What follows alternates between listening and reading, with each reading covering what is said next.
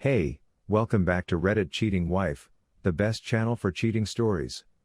Like and subscribe to the channel for cheating stories like this.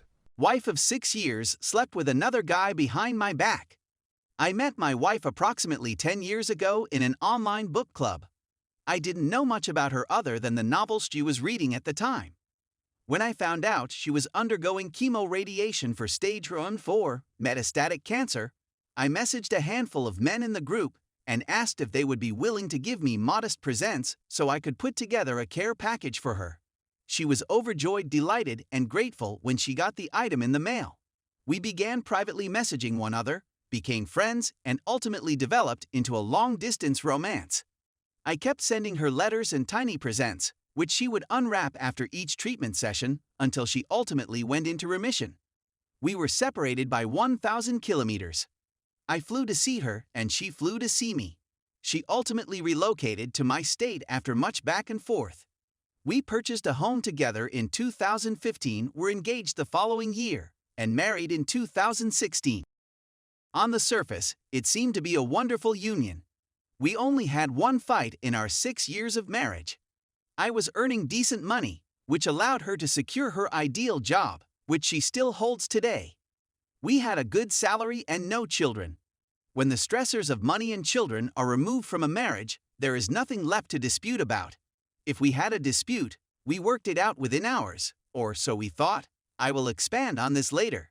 We sold our home and relocated 1,000 miles to be closer to her family in 2020.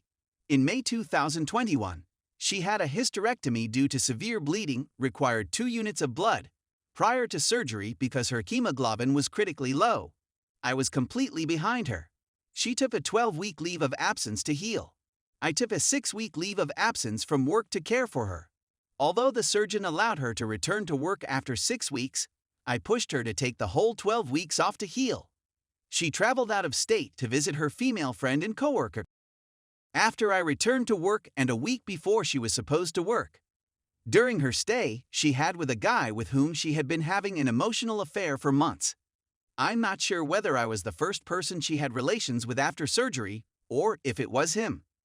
He was aware that she was married. It was just by chance that I found the cheating. She was out of town for a conference last weekend. A handful of things happened, which, in hindsight, had nothing to do with the affair, that gave me a nasty feeling in the stomach, and I looked through her computer for the first time in our marriage.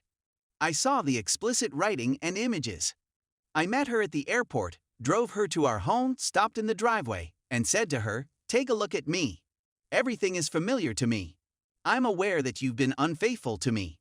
I've seen the pictures and texts. What will happen is as follows.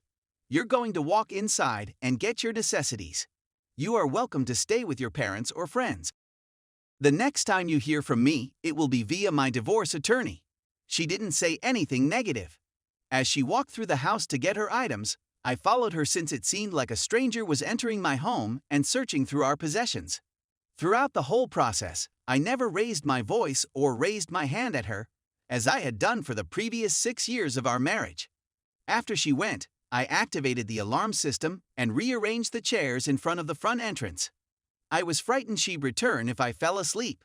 It was as though an invader had broken into my home. During the previous 24 hours, I slept for a total of 50 minutes. My plan after she went was to phone a divorce lawyer the following day. I was unable to take a day off from work. Before I went for work, I texted her to come to the home. The title was in both of our names, so I couldn't legally force her out. I wanted to make sure she didn't do something wild in the home by alone. We planned to meet when I got home from work. We chatted for 2 days straight. Both of us were sobbing a lot. On the surface, our marriage seemed to be a success, but it was plagued by a lack of communication from both of us for 6 years. We both avoided confrontation and preferred to bottle up our emotions. We learned more about each other in 2 days than we had throughout our whole marriage. While she was gone at a conference, I traveled 1.5 hours to assist her 90-year-old grandpa with getting out of bed, providing incontinence care, toileting him, assisting with breakfast, and administering medicine. This was the second time in 2 weeks that it had happened. She emailed me to tell me how much she loved me and how much she appreciated what I was doing for her grandpa. She says she was planning to call it quits with me once she returned from the conference. To prevent hurting me, break up under the excuse of falling out of love with me, and don't discuss the adultery. I honestly don't believe her, and have a strong suspicion that she would have continued to dupe me. Every single problem could have been addressed if every one of us had put just a little more effort. While we had some comparable interests, we couldn't connect on the ones that were most important to each of us. On the first day, I completely blamed her. The next day, I began to blame myself for not being a more attentive spouse. After working from home all day, all she wanted to do when I got home from work was chat to me. After hard for 12 hours, all I wanted was peace and quiet. She wanted to discuss about societal and personal matters that were important to her, but I didn't even offer to listen since I couldn't connect to her situation. These are only a few instances.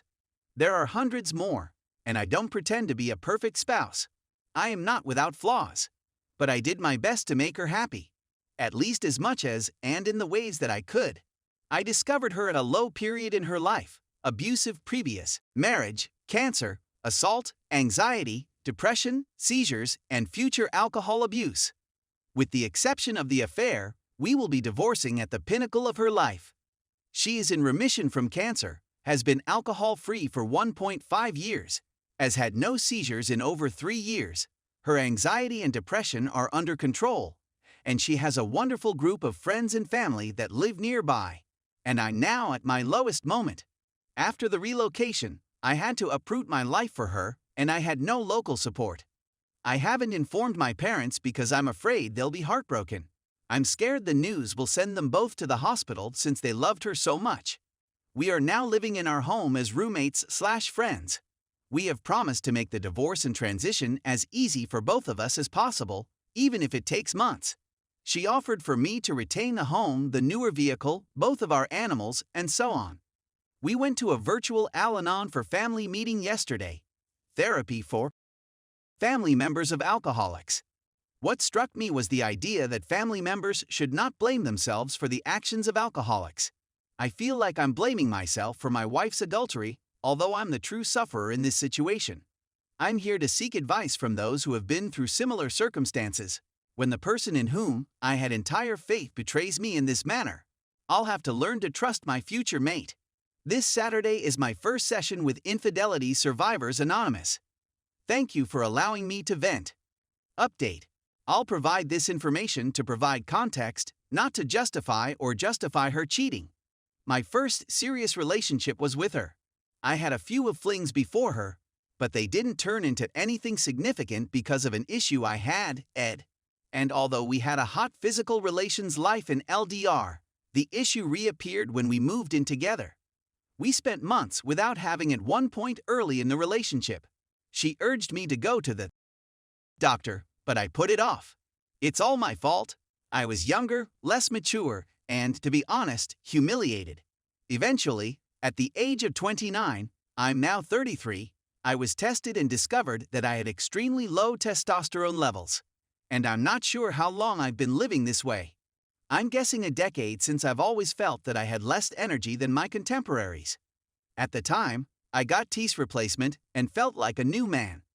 We began having physical relations again, but it was never as amazing as it had been in LDR, and it never lived up to the dream we had prior to living together.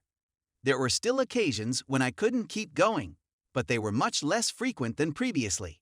She did comment yesterday that although there was less often, she enjoyed it when we did have it.